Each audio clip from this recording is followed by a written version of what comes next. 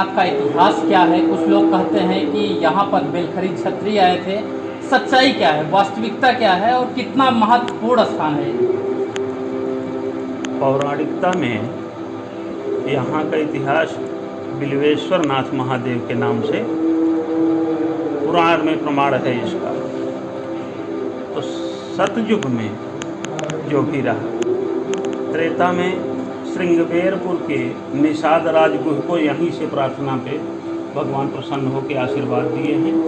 उनके ऊपर कृपा करके कहा कि जाओ श्रृंगबेरपुर अपनी राजधानी बनाओ और भविष्य में गुह राज के रूप में तुम जन्म लोगे। त्रेता युग में भगवान राम के द्वारा तुम्हारा वहाँ वैकुंठ मार्ग प्रशस्त हो जाएगा। उस समय बाबा बिल्वेश्वर नाथ के नाम से आप जाने जाते रहे। न मालूम कितनी बार प्राकृतिक दैवीय आपदाओं का यहाँ तांडव चला, टूटे फूटे विकसित हुए पुनः, और बाद में कलिकाल के सन 1240 के समय में बिशौली बांदा जनपद के गैवर शाह क्षत्रिय परिवार दीक्षित वंशी क्षत्रिय गैवर शाह नाम के यहाँ आए हैं और उनको कोई शिलापट मिला, उसमें लिखा हुआ था, लेकिन अपभ्रंश बिल्वेश्वर का अपभ्रंश बेलखर नाथ मान के वह सोचने लगे और भगवान से प्रार्थना किया कि हे प्रभु, यदि मेरे परिवार का वंश विस्तार यहाँ से होगा, मेरे साम्राज्य विस्तार यहाँ से होगा, तो मैं आपके ही नाम वाला जाना जाऊँगा। भगवान ने उनकी पूजा को स्वीकार किया और सुल्तानपुर तक उनके साम्राज्य का विस्तार हुआ, उनका वंश विस्तार हुआ। बेलखरिया महादेव के नाम से भाभा जाने लगे और बेलखरिया क्षत्रिय के नाम से वो लोग भी आज सुदूरस्थ यहाँ निवास करते हैं। वो लोग हैं तो 1240 में आए हुए दीक्षित परिवार के क्षत्रिय बेलखरिया क्षत्रिय कहलाए। 1771 में नवाब वाजिद के द्वारा यहाँ जब आक्रमण हुआ था तो राय मेहरबान सिंह से परास्त होकर वो पलायन किए हैं। मेहरबान सिंह जी को सफलता मिली और बाद में यह राज बजगोतियों को हस्तांतरित हुआ।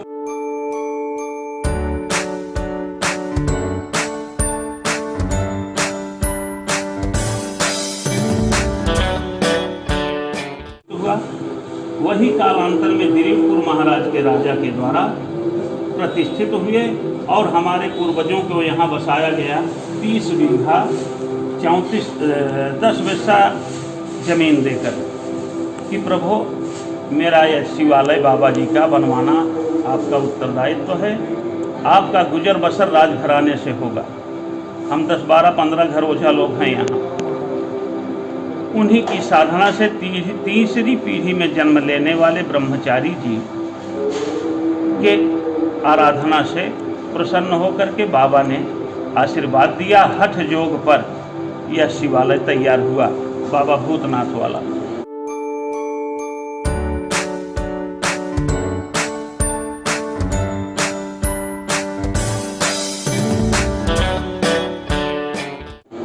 उन्हीं के परिवार के 7वीं पीढ़ी का सर्वश्रेष्ठ संतान मैं हूँ। जहाँ आप लोग विराजमान हैं, भगवान की अनंत कृपा हमसे गाई नहीं जा सकती, हमसे बताई नहीं जा सकती, जिसके सहारे ये सब सारे कार्य हुए हैं, आज भी हो रहा है।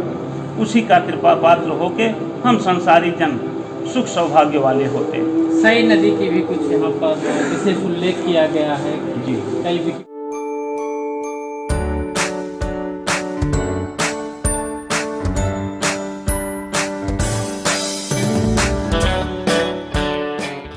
जैसे कई ऐसी जगहों पे कुछ अलग से भी किंवदंतियाँ यहाँ पे प्रचलित हैं। सई नदी का पौराणिक नाम है चंडिका देवी। ये गंगा जी से भी प्राचीन है और अब इस समय सई नदी के नाम से जानी मानी जाती रही। दैव योग से इस कोरोना जैसे विषम परिस्थिति में गंगा जी भी प्रदूषण से मुक्त हो गई और भगवती सई भी देखने में अच्छी लगने लगी। नहीं तो वायु यहाँ के प्रदूषण के नाते हम सब लोग यहाँ स्नान करना दूर, उस तरफ देखना पसंद नहीं करते।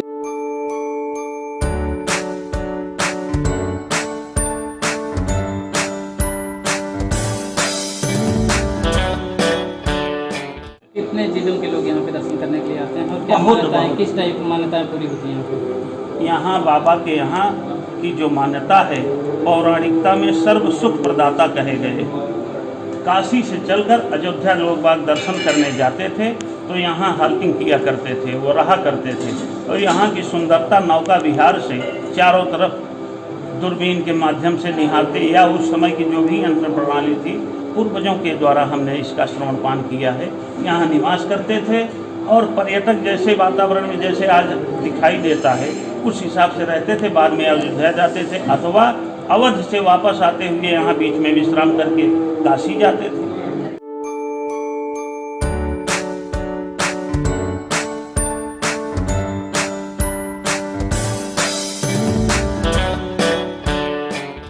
ये उनकी व्यवस्थाएं हुआ करती थी। कभी प्राकृतिक परिदृश्य में यहाँ सुरम्यता का परिचायक रहा तो कभी प्रकृति की मार से या खड़हर में हो गया, जंगल हो गया। आज भगवान की जैसी इच्छा है हम लोग कलिकालीन मानव इस सुंदरता का आनंद ले रहे हैं। भगवान से जैसी आस्था श्रद्धा जिसकी है, भगवान सारे सुखों के प्रदाता है। यहाँ के स्वयंभू की जो मान्यता है, अरैल में संगम के उस पार अरैल में सोमेश्वर महादेव हैं, वो सारे रोगों का निदान करते हैं। सोमेश्वर महादेव की प्रतिष्ठा पूजा ब्रह्मा जी और ब्रह्मानी जी के द्वारा हुई थी। बिल्वेश्वर महादेव की पूजा प्रतिष्ठा बेल वृक्ष के नीचे रहने के कारण भगवान विष्णु के द्वारा, लक्ष्मी जी के द्वारा की गई, इसीलिए आपका नाम बिल्वेश्वर महादेव पड़ा। और कालांतर में निषाद राजगुरु यहाँ से वरदान पाके गंगा जी के किनारे अपना राजधानी बना के रहने लगे। और तीसरा जो स्वयंभू हैं गौतमेश्वर महादेव, गौतमी गंगा के संगम पर, ये सही और पराई का संगम है। गौतमी गंगा के संगम पर गौतमेश्वर महादेव मुक्ति के प्रदाता हैं। यहाँ से संसार का सुख ऐश्वर्य प्राप्त होता है।